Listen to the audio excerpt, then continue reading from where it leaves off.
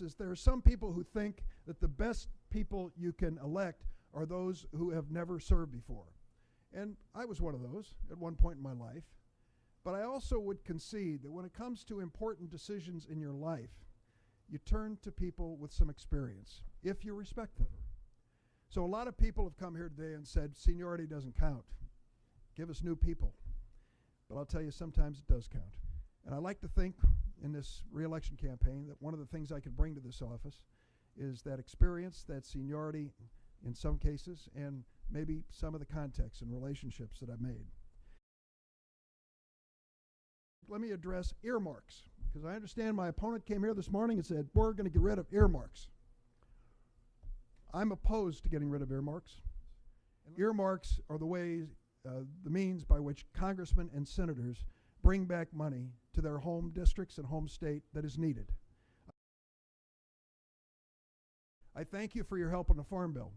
You came to me 3 years ago and talked about putting the ARC provisions in, and I worked with you to do it. And we included them in both farm bills passed by the U.S. Senate.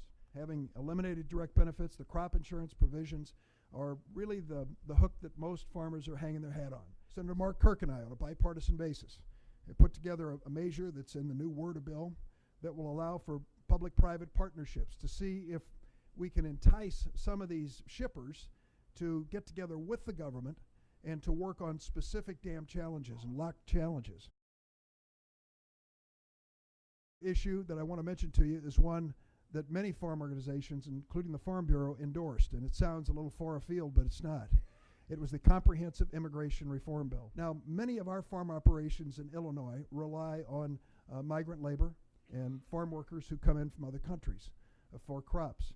We have got to reach a point where we have an immigration system that makes sense, where people come out of the shadows, register with the government, pay their taxes, we know who they are, where they are, and they can be part of our future as long as they play by the rules and get to the end of the line.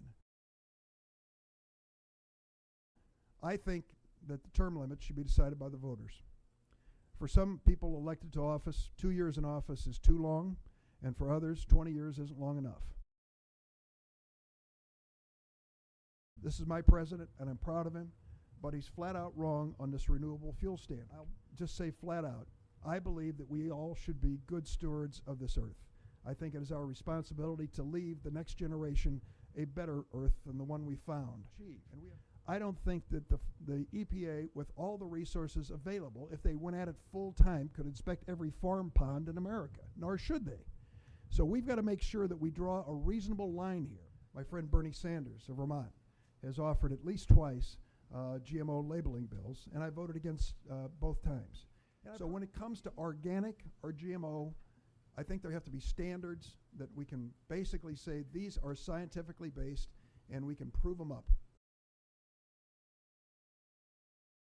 We need a dedicated source of funds reinvested, and it should have been done long ago, reinvested in a way that will keep these waterways modern and safe. My concern on just raising the federal gas tax is this. It has a negative impact on some sectors of the economy and some people. So when we talk about raising gas taxes, we are talking about a tax that hits fixed and lower income people harder than most. Are you in favor of opening up the market to Cuba? Yes. Unequivocally, yes. 60% of our national deficit relates to health care costs. As they continue to spike up, we're not raising revenue to keep up with it. We've seen a slight flattening of this curve with the Affordable Care Act. We have to look at overall spending in this government. There are some areas of spending in this government that I think are outrageous, that should end, and quickly. But if you want to know where you can save some money, $30 billion a year go to these for-profit colleges and universities. I think it's outrageous. That's one example that I've been raising some noise about.